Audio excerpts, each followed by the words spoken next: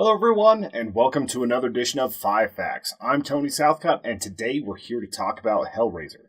This is Clive Barker's 1987 horror cult classic. It's not even really a cult classic, it was very successful in theaters, and this one is crazy. So we're going to end up popping into that with a few more facts, but just before we do that, our featured patron for this video is Mr. DV What? John Jones, thank you for being a patron. Let's get to the facts. Fact number 1. Let's get a bunch of facts about this puzzle box. The box was originally inspired by an urban legend out of Louisiana. It was called the Devil's Toy Box.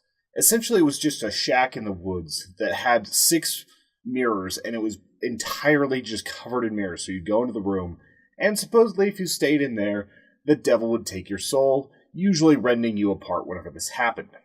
There are actually a lot of attractions in that area, especially haunted houses around Halloween, that have tried to replicate this, and every time they do this, they supposedly get shut down. It all reads like bad creepypasta, so I'm pretty skeptical of the claims about people going insane in these supposed boxes. In the films, it's known as the Lament Configuration. It's also known as Lament box. This is because Lament was the toy maker in France in 1796, if I'm remembering right, that ended up building this for a French aristocrat.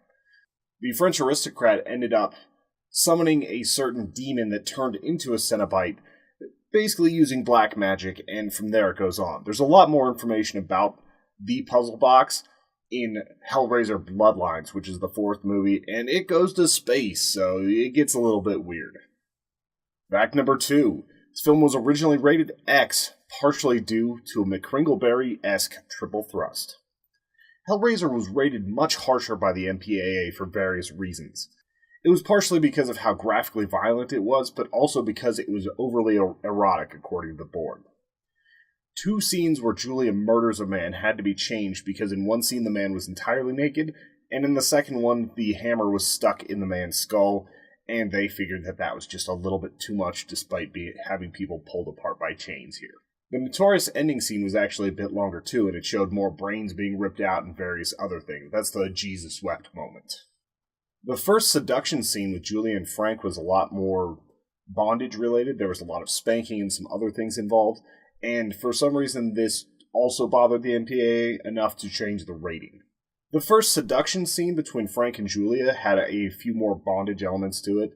It was a little bit more S&M, like with some spanking and some other things happening, and they thought that that was just excessive. The best quote from Barker on this is as follows, though. The MPAA told me I was allowed 2 consecutive buttock thrusts from Frank, but 3 is deemed obscene.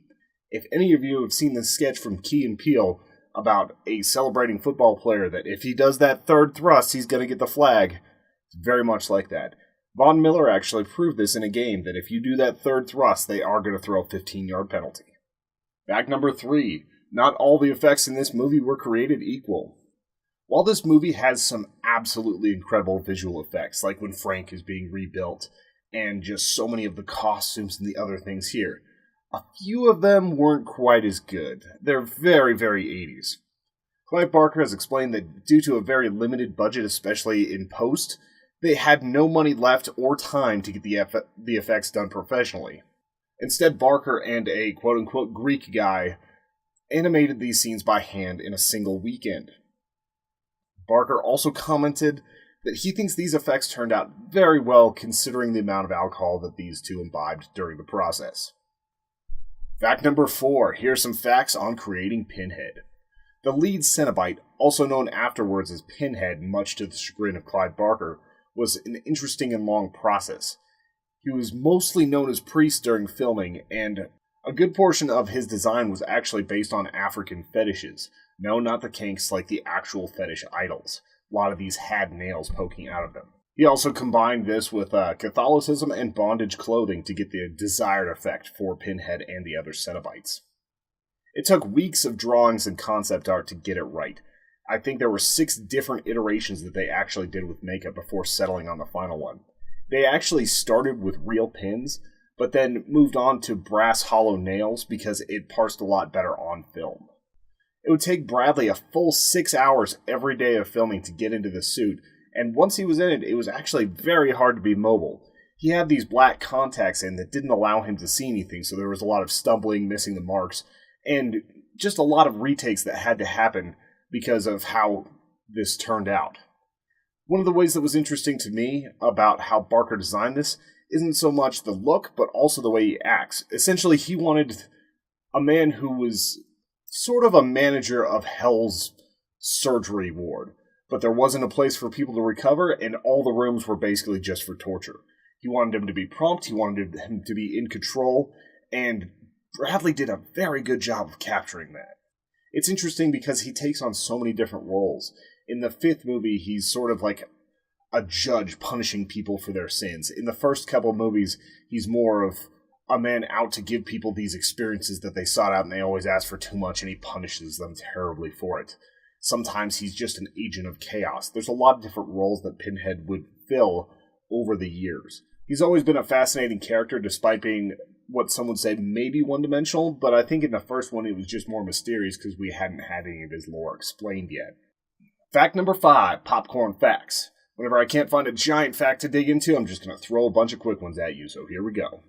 The term Cenobite is a word meaning a member of a communal religious order, so sort of like a monk. They just kind of take it to another level. In the book, they were also described as hierophants. Claire Higgins, who played Julia, hates horror movies. When she saw this movie for the first time at the premiere, she had to leave after 10 minutes. She claims she still has never seen this movie all the way through, despite being in the first 2 films. In one of the opening scenes of the movie, Frank is spun upside down for an extended period of time and covered in blood. This apparently got him pretty sick, and he ended up throwing up everywhere. When Clive Barker first showed this film to his mom, he was so proud to see that she was crying whenever his credits came up on the screen. He leaned over to her and said, "This is the happiest you're going to be for the next 2 hours." In a weird change from the studio, this film was originally set in England, but the studio New World thought it would be more marketable if it was American. So they would end up redubbing a lot of the main actors, including Sean Chapman, who was Frank, and Oliver Parker, with American accents. I always thought that it looked a little bit weird, but I couldn't tell if it was an overdub or if it was just an odd voice that didn't quite match up. Turns out later it was the overdub. One more piece of trivia, Doug Bradley and Clive Barker went to high school together, and they'd been working on theater projects, and that's how they ended up getting together for this particular movie. Hellraiser was one of my first encounters with demons, and why not to mess with things that you don't understand. I probably saw this movie when I was about 8 years old. Say what you will about it being too young, but it definitely left an impression. There were so many sequences that just kind of blew me away as a kid, even though I didn't have a full reference for the things that were happening on screen as far as like the undertones and eroticism. The scene where Frank is rebuilt, just the way that chains worked, the special effects, the makeup, the freakiness of the costumes, it all worked so well, and it was so cool to see.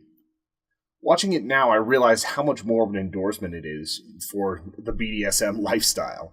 Like, it's going too far, of course, and people are getting killed over it, but it's really giving you an idea of the idea that pain can equal pleasure for some people.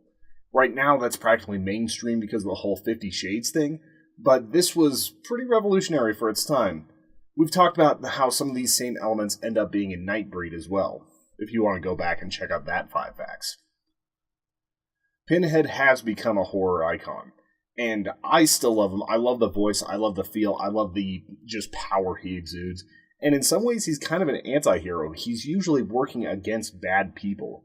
It's the EC Comics thing where it's a bad person doing bad things to somebody else, and I still enjoy watching that. I know sometimes people can consider that to be a negative trope, but I really don't. With all of the sequels, the quality did eventually fall off, although I thought that Hellraiser 5 was actually pretty good. The ones beyond that, I've heard are terrible, just direct to DVD, and not really worth our time, especially because Doug Bradley has been playing Pinhead. I kind of have hope for the new one. I don't know why. I'm an optimistic guy, maybe. But we'll see how that ends up turning out. So, I'd love it if you guys would let me know in the comments how you felt about Hellraiser, what you think of Pinhead. Is he on your horror Mount Rushmore? Does he actually represent what you think of whenever you think of horror? Or is this just a nice little splatterfest that you enjoyed? Or did you actually hate this movie? Please tell me in the comments. I would love to know. And yeah, thanks again to John Jones for being our featured patron. Patreon.com/Human Echoes if you want to donate. Also, please hit that subscribe button, hit the bell if you want notifications, and we will see you next time with more 5 Facts.